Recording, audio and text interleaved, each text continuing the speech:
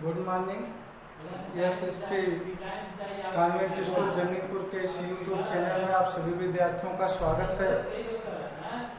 कल हम लोग पार्ट्स ऑफ सेंटेंस में डिटरमाइनर पढ़े, एडजेक्टिव पढ़े, क्वालिफायर पढ़े, हेड वर्ड पढ़े, एडजेक्टिवल फ्रेज पढ़े और उसी के आगे पार्ट ऑफ सेंटेंस में ही जो है सब्जेक्ट के रूप में जो है आप use of infinitive as a subject पढ़ेंगे। मतलब कहने का यह है कि इंफिनिटिव का प्रयोग भी वाक्य में सब्जेक्ट की तरह होता है। आप इसको समझेंगे क्योंकि इंफिनिटिव होता क्या है, टू प्लस मेन वर्ब के फर्स्ट पार्ट और इसके हिंदी अर्थ के अंत में नाम नहीं आता है। उस बात का ध्यान रखेंगे। और यह वाक्य में जो है नाउन का कार्य करता है, ठीक है। इसलिए जो है नाउन की भांति सब्जेक्ट के रूप में प्रयोग होता है। अब मैं आप लोगों को समझाना चाहूंगा नाउन। जैसे मान लीजिए मैंने एक शब्द विवेक नाउन को जो है चयनित किया है। देखिए विवेक का प्रयोग वाक्य में सब्जेक्ट की तरह भी हो सकता है। एक बात यहाँ मैं आपको बताना चाहूँगा, जो नाउन का फंक्शन होता है, function of the noun, noun मतलब नाउन का वाक्य में प्रयोग। आप किसी भी नाउन का वाक्य में 5 प्रकार से प्रयोग कर सकते हैं। जैसे किस प्रकार से कर सकते हैं, जैसे पहला सब्जेक्ट टू द वर्ब, दूसरा ऑब्जेक्ट टू द वर्ब, तीसरा कॉम्प्लीमेंट टू द वर्ब, चौथा ऑब्जेक्ट टू ए प्रीपोजिशन, पांचवा case in apposition to a noun या प्रोनाउन। तो ये जो है नाउन का फंक्शन होता है। अब समझना यह है कि इंफिनिटिव भी जो है वाक्य में नाउन का कार्य करता है। तो जिस प्रकार से नाउन का 5 प्रकार से प्रयोग होता है, उस प्रकार से हम इंफिनिटिव का भी वाक्य में 5 प्रकार से प्रयोग करेंगे। लेकिन हम लोग जो है पार्ट ऑफ सेंटेंस में सब्जेक्ट पढ़ रहे हैं, तो सब्जेक्ट इंफिनिटिव का प्रयोग वाक्य में सब्जेक्ट की तरह भी होता है। अब मैं आप लोगों को उदाहरण से समझाना चाहूँगा। जैसे टू ईट ह्यूमन, आप ध्यान देंगे यहाँ टू ईट वर्ब से पहले आया है, वाक्य में सब्जेक्ट का कार्य कर रहा है।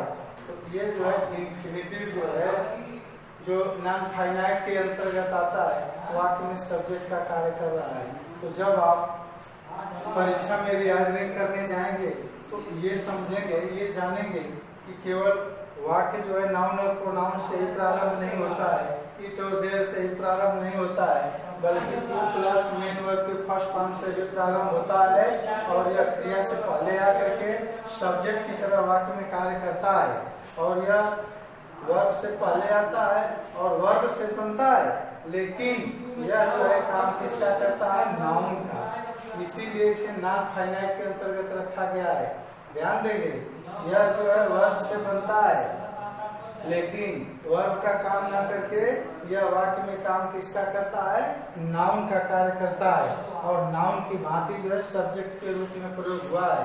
देखिए दूसरा एग्जांपल देख लीजिए, to stand first is our aim, प्रथम आना हमारा उद्देश्य है।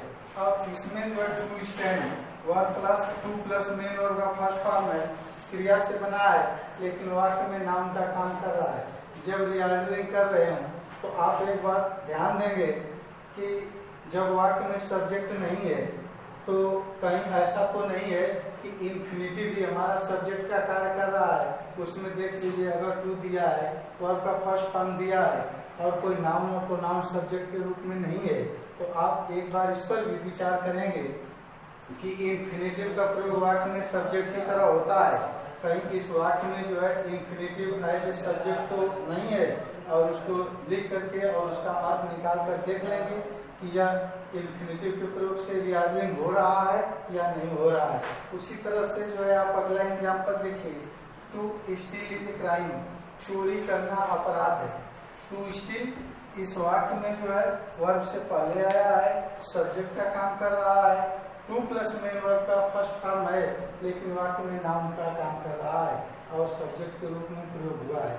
इसी तरह से अगला एग्जांपल देख लीजिए, टू सर्व और पेरेंट्स इज योर ड्यूटी, अपने माता पिता की सेवा करना हमारा कर्तव्य है। एक और मैं आप लोगों को एक बात याद दिलाना चाहूँगा, जैसे कि आपने देखा है कि इसके हिंदी अर्थ के अंत में ना में नी आता है। जैसे किसी भी वाक्य का अर्थ निकाल लीजिए, जैसे किसी एग्जाम्पल को देख लीजिए, to serve our parents is our duty, अपने माता पिता की सेवा करना, ना अंत में आ रहा है, इंफिनिटिव है।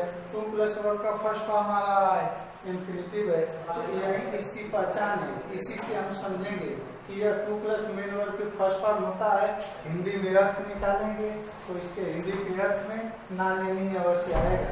तो इसको जो है जैसा कि अन्य एग्जाम्पल को भी देख सकते हैं। To stand first is our aim, प्रथम आना हमारा उद्देश्य है। प्रथम आना यानी वाक्य में जो है प्रथम आना, ना अंत में आ रहा है, इसी से जो है हिंदी अर्थ के अंत में जो ना नहीं आता है। देखिए सभी वाक्यों में जहाँ भी 2 प्लस वर्ब का फर्स्ट फॉर्म है वहाँ ना नहीं अवश्य आता है। तो फिर एक बार मैं आप लोगों को पुनः रिमाइंड कराना चाहता हूँ कि आप जान लीजिए इंफिनिटिव का प्रयोग सब्जेक्ट के रूप में भी होता है और यह 2 प्लस मेन वर्ब के फर्स्ट फॉर्म से बनता है।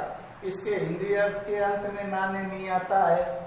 ये क्यों जो है सब्जेक्ट के रूप में कार्य करता है, इसका कारण क्या है? यह जो है वाक्य में नाउन का काम करता है। नाउन वाक्य में 5 प्रकार से प्रयोग किया जाता है, जैसा कि मैंने पहले आपको बताया। उसमें पहला जो सब्जेक्ट वर्ब है, यानी किसी भी जो है इंफिनिटिव का प्रयोग सब्जेक्ट के रूप में किया जा सकता है। और इस वाक्य में भी जो है आपको प्रयोग करके जो है 2 प्लस मेन वर्ब के फर्स्ट फॉर्म का जो है एग्जाम्पल में दिखाया गया है। अब इसी आधार पर जो है आप अपना जो है कार्य जो है आगे करेंगे। इसका एक्सरसाइज जो है बताया जाएगा, उसी हिसाब से जो है कर लेंगे। अब आगे हम लोग जो है जो आपके लिए होमवर्क के रूप में जो है इंफिनिटिव का जो है ट्रांसलेट दिया गया है। आप इसका जो है अनुवाद कर लेंगे और सब्जेक्ट टू द वर्ब इसका अनुवाद करेंगे। इट का प्रयोग न करें।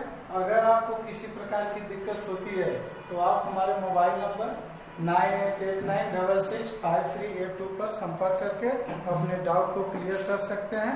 Thank you very much.